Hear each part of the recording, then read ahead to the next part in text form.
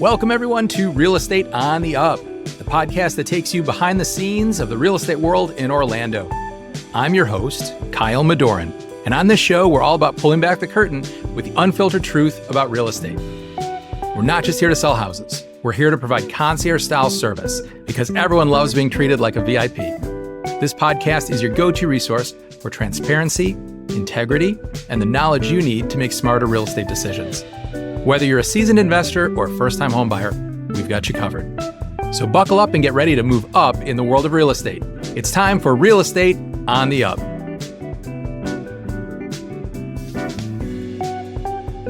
Welcome back to another episode of Real Estate on the Up, the podcast where we take you behind the scenes of real estate innovation, strategy, and inspiration straight from the pros who are shaping the future of the industry. I'm your host, Kyle Madorin, coming to you from sunny Orlando, Florida. And today we're heading north, way north, to Green Bay, Wisconsin. I'm thrilled to welcome a guest whose bold vision and entrepreneurial energy are turning heads in the Midwest market and beyond. Meet Monte Reyment, the co-founder and driving force behind Take Action Realty Group. Monte's story is a fascinating one. He began his career in the competitive world of college sports recruiting and made a game-changing pivot into real estate. Since launching Take Action Realty Group in June 2023, Monte's been on a mission to redefine the real estate experience. His company isn't just about closing deals, it's about delivering value, building community, and showing clients they matter every step of the way. With a reputation for integrity, strategic insight, and five-star service, Monte's cultivated a team culture that's both client-focused and deeply innovative. Today, we're diving into what happens when two real estate brokers from very different metro areas, Orlando and Green Bay, sit down and talk shop. From market dynamics to client expectations, leadership to technology, we're exploring how geography shapes strategy and how shared values can transcend state lines. So whether you're tuning in from a bustling coastal city or a tight-knit Midwestern neighborhood, grab your headphones. You're about to hear a cross-regional conversation that could shift how you think about real estate. So let's get into it. Let's welcome to the show, Monte Reyment. Wow, thanks, Kyle. That was quite an intro. I think two metro markets is quite a difference here when we have, roughly maybe a 400,000 pool within, 45 minutes or so of my office. And you guys are, I would consider you guys metro. We're probably small, just like what you guys see on TV when it comes to the Packers. We're that way. I think that's great, though. It's just almost like a small town feel to it. But to have a small town like yours, a close-knit community, have a professional football team, it's a pretty amazing thing. It gives a real feeling of we're blessed. I mean, we're one NFL team away from maybe being Gary, Indiana. I don't know, but nobody wants to be Gary, Indiana. Great. Yeah, Green Bay's great. I wouldn't be here if it wasn't, So yeah, thanks for having me on, man. Absolutely. My pleasure. So why don't we start today? Because you do have such an interesting story. How did you get into real estate? What got you interested in this business? And how did you pivot and then become successful at what you're doing today? Yeah, I actually started as an investor. I always looked at, there was always a way for finding different things. We grew up, we weren't, super wealthy, grew up in a trailer house. My parents saved up enough money to be able to move our trailer house to a plot of land. And that's really where I lived growing up. And my brother and I, for some reason, found a different way, or just seeing different ways. Like, okay, my parents are locked into this 9-to-5 lifestyle, 40 hours a week.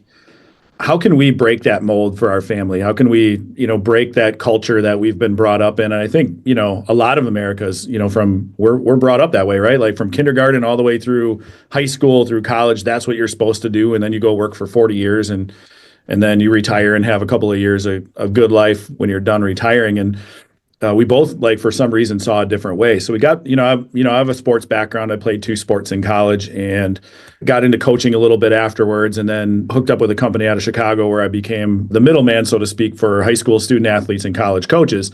And just like every job becomes, I think, at some point you work for somebody else.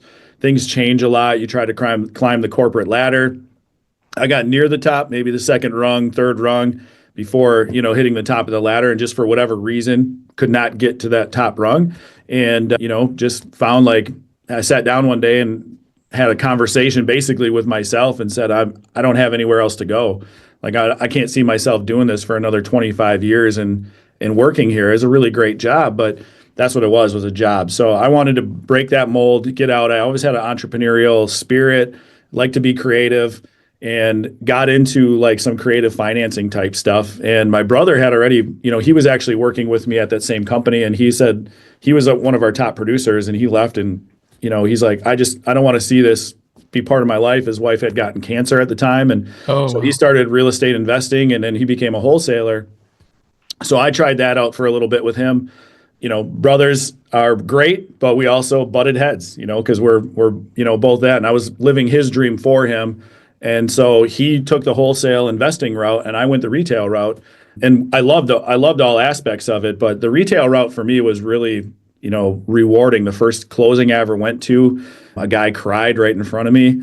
Oh, wow. Because it Yeah. was something that he lost his wife earlier, and he finally bought the land that they always wanted to buy. And like that just resonated with Oh, me, how impactful, and it was just a $65,000 piece of land. That's all it was. And for him, it was everything. And for me, I'm, sitting in the closing for my very first closing and going, holy crap, I'm making a huge impact. And so that really weighed. It was very similar to seeing a kid, get their Division I scholarship offer, or Division III, opportunity. And to see that you still have the ability to change lives. And I love having that, almost that responsibility that we hold as realtors and brokers for where I'm at, to be able to do that and change people's lives is really what I always wanted to do. yeah. There's something special about residential real estate because it's so personal, it's so emotional. You Yep. get wrapped up in the lives of your customers, and Yep. you don't have that same sense in commercial, or certainly in wholesaling. It's a different type For of sure. business. Yeah, wholesaling is like bailing people out of situations they've put themselves in, or situations that, they just, for whatever reason, it could be an out of state owner where their parent passed away and they can't get back to take care of the place. And there is a place for wholesaling for sure, because it is easy. There's no clean out. There's, all the things. But like you said, you're literally helping somebody with the biggest transaction of their life almost every single time when it is on the residential side. And that really just appealed to me. Even though I did have a couple of duplexes and some other things prior, I just love the transactional part of it, and I'm very social. So being able to like meet new people and build teams, I incorporate a lot of the sports stuff back into real estate.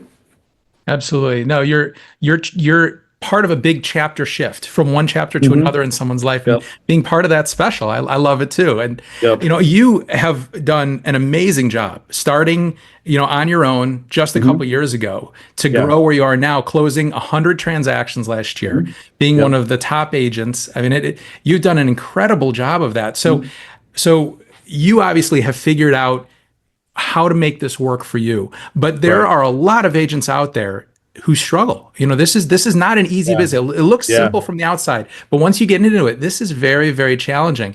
And so I'd like to ask, in your opinion, why do most agents fail, and Yeah. and how can they try and avoid that? Yeah, it's funny you bring that up. I'm actually writing a book on this right now, just because I didn't want to forget what the starting line was like. I'm 6 years into my being a real estate agent, and almost 2 years as a owner operator broker. And so I have agents that have come and gone. I have seen people succeed. I've seen people fail, and the fail rate is extremely high in this field, as we all know. I think the main thing is there's really two things I've mapped out now. One is unrealistic expectations. There's a lot. We have the TV shows on HGTV and all the things, and there's this notation that you're going to drive around in a great sports car and live in a mansion, and it's all going to come easy, right? And we all know. I don't think most people realize that they're starting their own small business, essentially what it is. And this is something I brought up in my training the other day with my team was you're you're a CEO of you, and so you're building your own personal brand. You're, within a brand. So it's unique, right? Because you have to represent the brokerage. You have to represent the brand that broker lays forth, but you're also creating your own personal brand. And so the people that I've noticed who have been successful are the ones that can, stay in line. Like they use their sphere. And we always talk about the sphere in real estate, and, the easy leads. There's no easier lead than a personal referral. There's also no harder person to work with than your family. So I think like people, like their expectations are, hey, I know a lot of people. I'm going to come in and then I'm going to all of a sudden just sell houses. But nobody factors in the marketing aspect, the accounting aspect, the retirement aspect, the fact that you have to be on call, essentially from 7 a.m. till 9 or 10 p.m. And the every single self-discipline it day. takes to make that all happen. There's a Yeah. ton. And then you have to be consistent. And the three things I utilize with my new agents is, especially the ones that are just starting out, even before they go and get their licenses, and they'll come in and interview with me. And it's, you need to understand, you need to be patient, you need to be consistent, and you need to be curious. If you're not those three things, there you're not going to succeed in your first 2 years. And I had a great, when I first started, I asked the former broker that I worked with, and he's awesome, and they laid it out for me similarly. And I don't know if you can swear in here, but he just said you have to be willing to eat shit for 2 years in order to succeed. And so I was like, okay, I'm going to speed that up. I don't want to be eating like that for 2 years, especially coming from the job that I came from previous, where I got used to a certain salary and income. And so Sure. I just, I double dutied, right? I worked there for a year and a half until I felt comfortable enough to jump out. And even then, when I jumped out, it was still difficult. Like, you still don't know when that next paycheck, that next Yeah. closing's coming. It's scary because there's no safety net. It's 100%. Yep. And you have to be willing to just jump off the ledge and fly, and either you will or you won't. And it's easy to go back to the security of a 9 to 5, or in my case, it was 5 to midnight. But Yeah. it's easy to go back to that because you can. But at the end of the day, if I didn't take a chance on myself, then who would? Well, in addition to that motivation and that drive and discipline that you have to have, it also helps when you have leadership and a broker who invest in you and are there to build you up and to support you. So you've done a great job at this, but what would you say now that you've accomplished it, you've gotten to the point where you've established a successful brokerage, how did you build a real estate company that people want to be part of and stay loyal to? Yeah, there's a couple of things I noticed when I was ready to go out on my own. And everybody talks about this elaborate training program and everything, but it's not really applicable until you're there. Like, there's other competing brokerages in our area that sell people on, oh, we have this amazing contract, training. And I'm like, great, but are you teaching them how to sell? Are you teaching them how to network? Are you teaching them about personal development? So one of the things I did when I opened was, and it's a huge investment for me. If I was a regular agent and just out on my own, I would be doing a lot better financially, so to speak. But it's investing into the people that trust me. I'm the broker.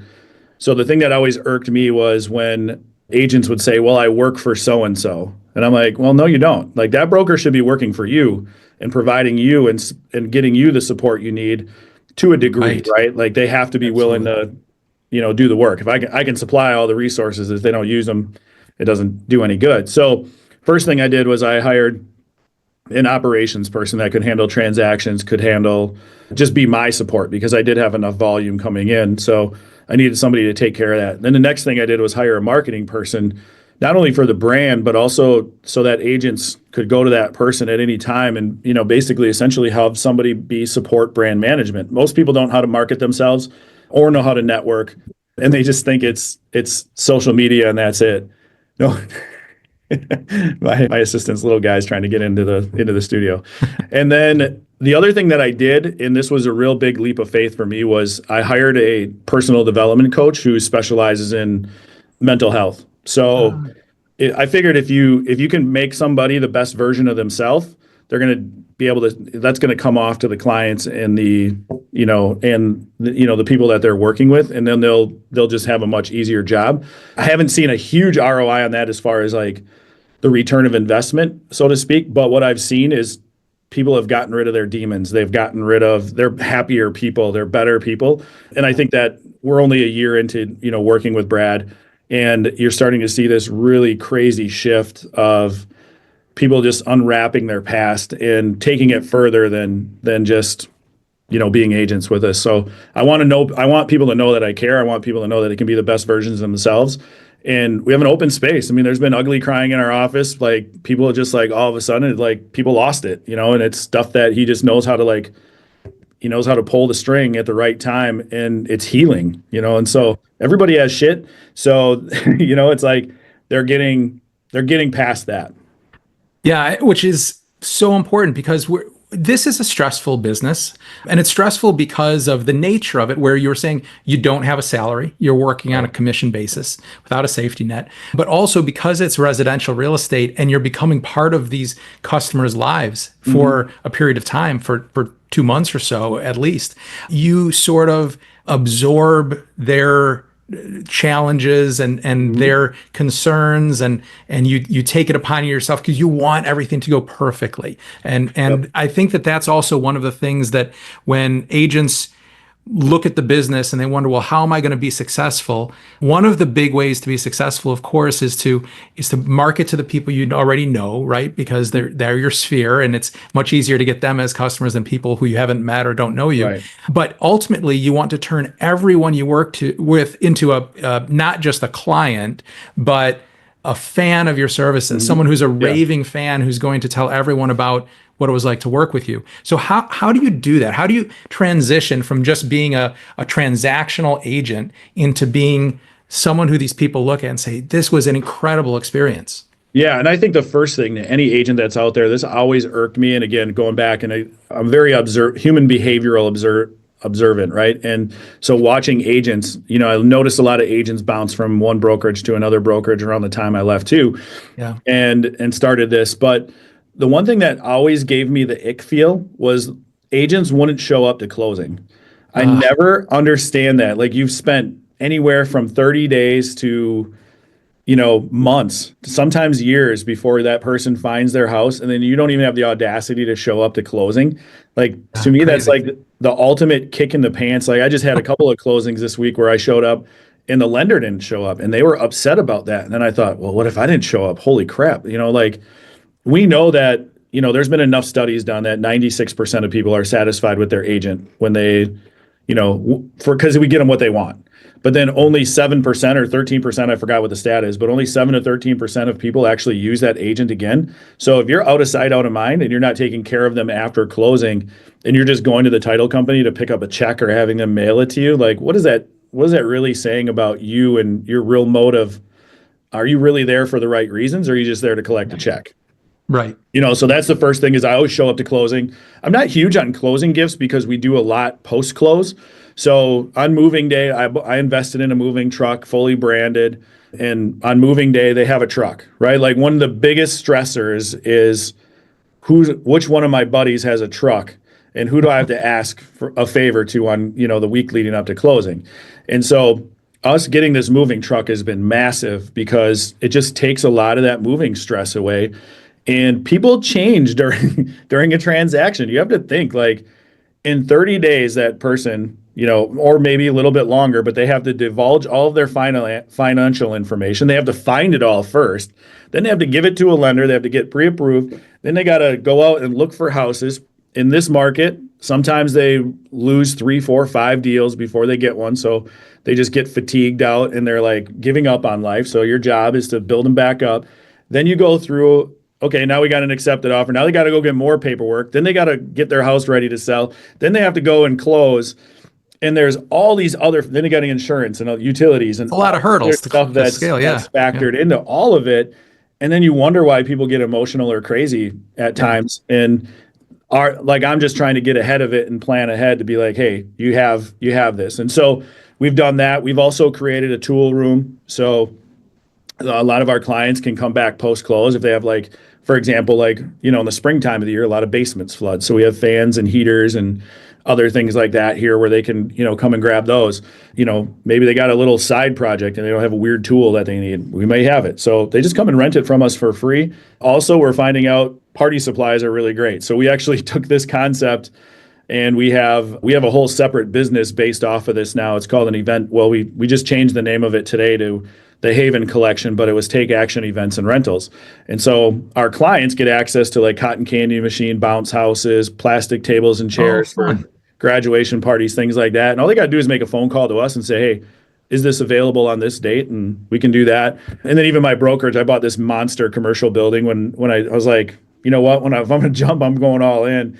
So we have 4 garage units that we converted into an event space so they can throw birthday parties and all the other things that are in there. All in one. You've got it all. One-stop shop. So we're trying to take care of them post-close. We're still working on our operations for, just being better in constant contact with our people when we're done. But at the end of the day, that's really what it is. It's not getting them to close. We want to be there for them post-close and beyond.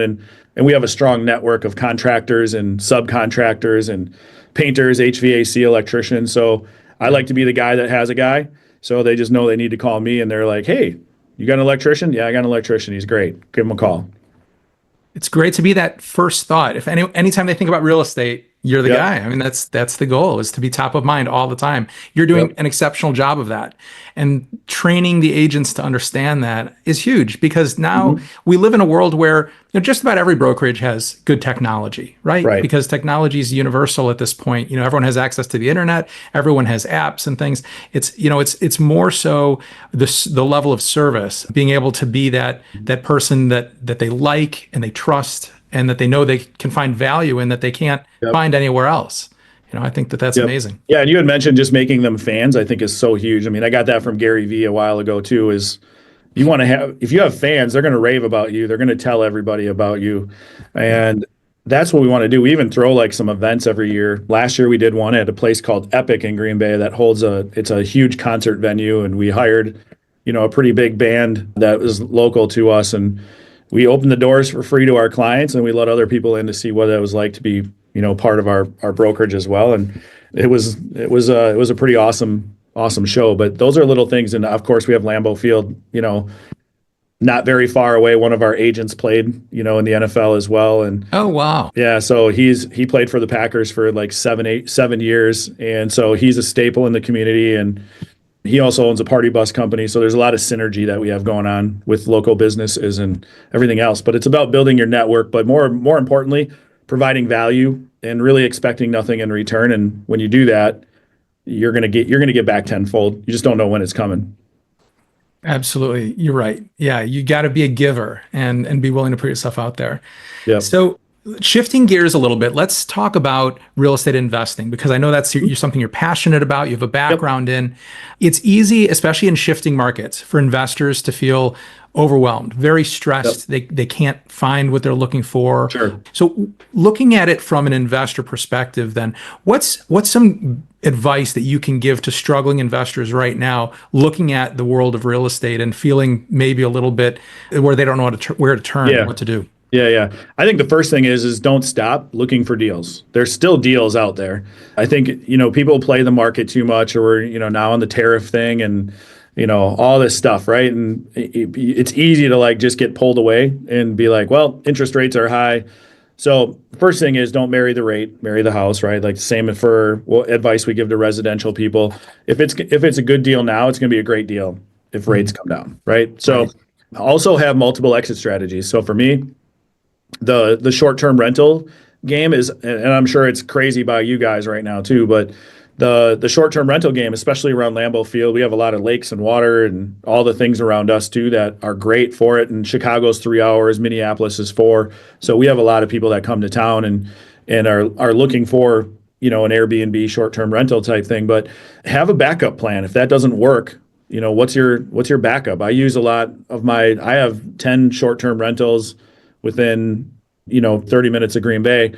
Eight of the units are within a walking distance to Lambeau, but the village that were a lot of the township or the village of where Lambeau Field is changed the rules last year. So a lot of people panicked and freaked out. So they bought all these houses with the intent of doing this, and then they just made it more difficult to rent those units out. They put a 6-night minimum on and other things like that. So a lot of people, you have to be able to shift in that. So what I did was, of course, I have a few contacts with players, so they need places to live in the off season. So I put those in my, put some players in my units. But you have traveling nurses, you have contractors, you have other things that you can market to where they don't want to live in a hotel for 3-4 months a year. They want to be in a house. They want to have that place. So, and it's quite honestly, it's cheaper to live in for us, a good monthly rent is $3,000 a month. Like that's really good for a 4-bedroom ranch house in our area that's updated.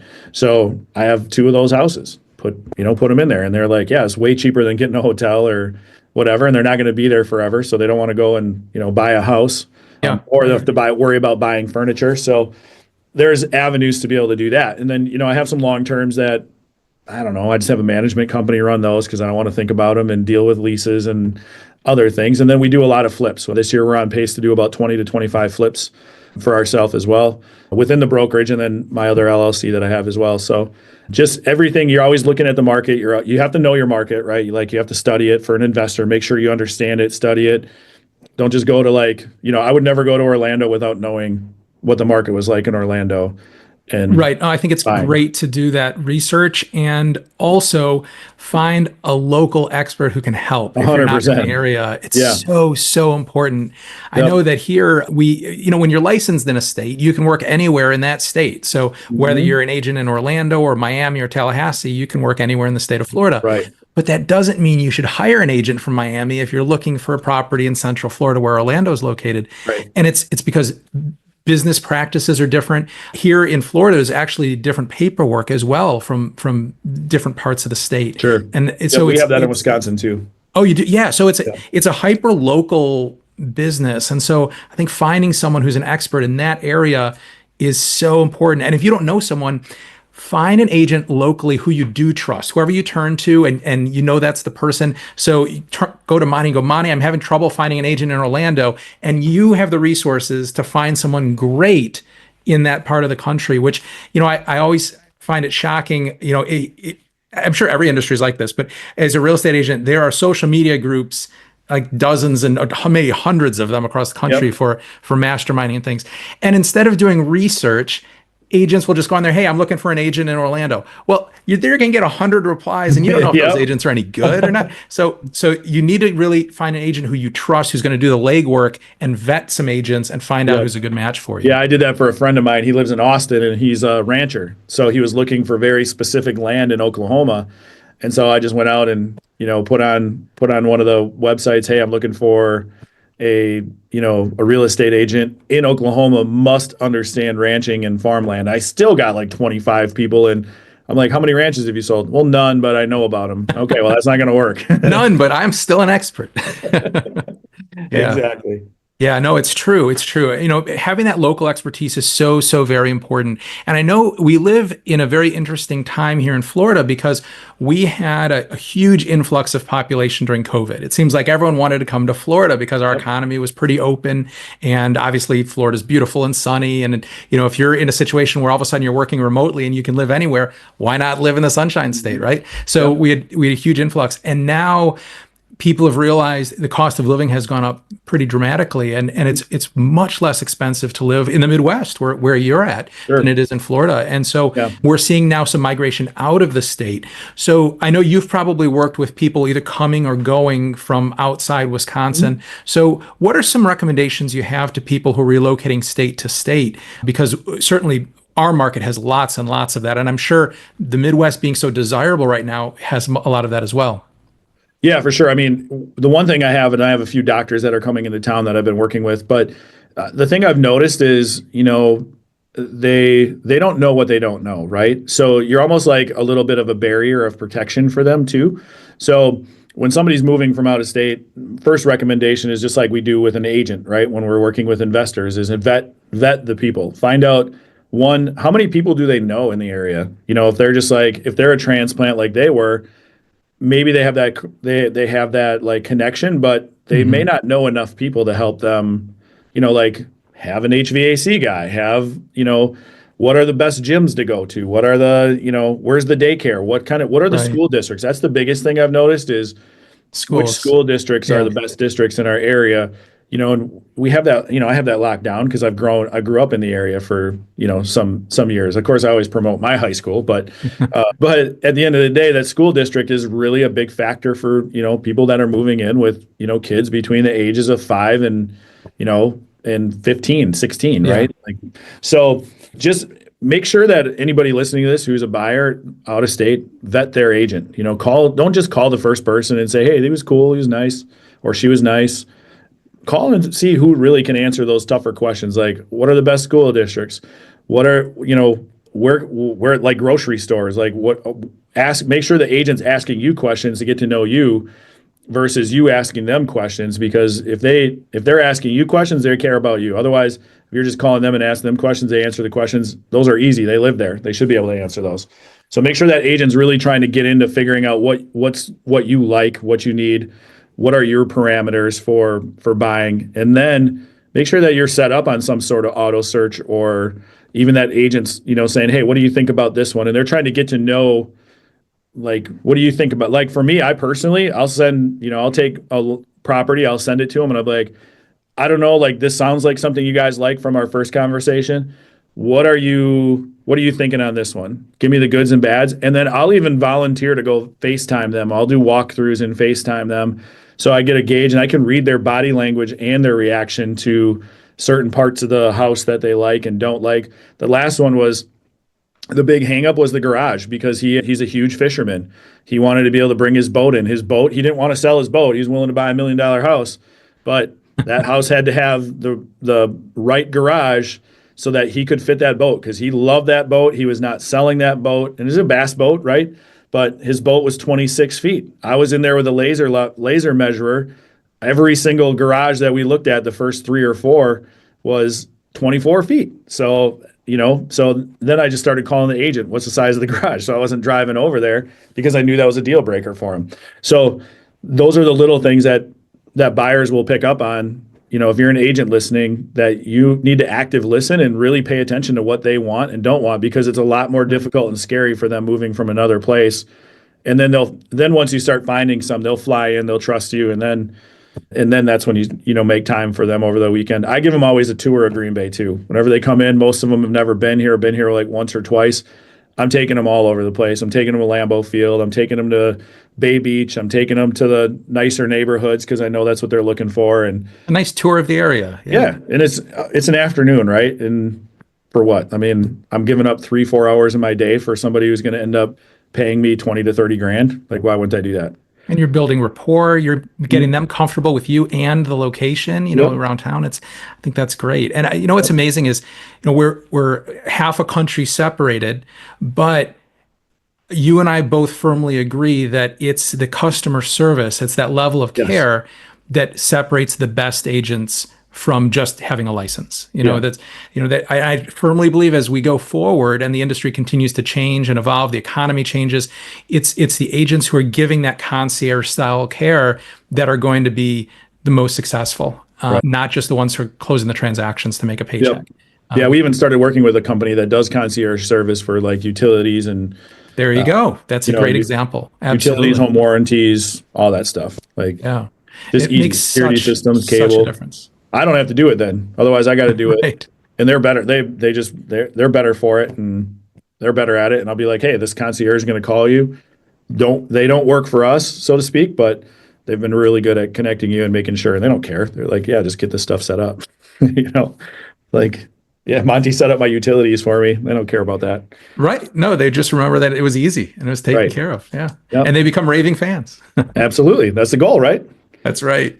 Well, if you are located in the Green Bay area, or you're heading that direction, or you have a property there and you're selling and leaving Green Bay, talk to Monty and his team because they are fantastic. Not many agents go the extra mile, and Take Action Realty Group is certainly one of those companies, thanks to our guest. So Monty, if we have people listening and they want to get in touch with you, what's the best way that they can do that? Yeah, I mean, you can find me on all the social medias, of course.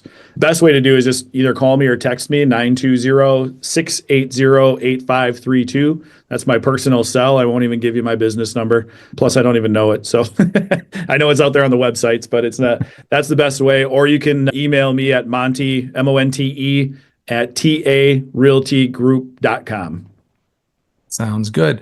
And also reach out to him if the Packers beat your home team, because he's going to want to hear about that too. Or if you're going to come to Lambeau and you need an Airbnb, there's a good chance I got a few of them for you. Hey, all right. Good man to know. Monte Reyment, thank you so much for joining us today. Awesome conversation. I really, really appreciate your time. Yeah, my pleasure, Kyle. Thanks for having me on. Sure thing. And thank you everyone for tuning in. We will catch you next time on Real Estate on the Up. Take care, everybody. As we conclude another eye-opening episode of Real Estate on the Up, I want to express my appreciation for joining us. Thank you for being a valuable part of the Real Estate on the Up community. Your time and engagement mean the world, so make sure you subscribe and leave a review. Your real estate goals are my priority, and my team and I are here to provide the personalized attention and service that have earned us high recognition. If you have questions, need guidance, or are ready to make a move, don't hesitate to reach out. I'm just a message away. I'm Kyle Madorin, one of Rate My Agent's top 100 in the United States, signing off. Until next time, take care and make those real estate dreams a reality.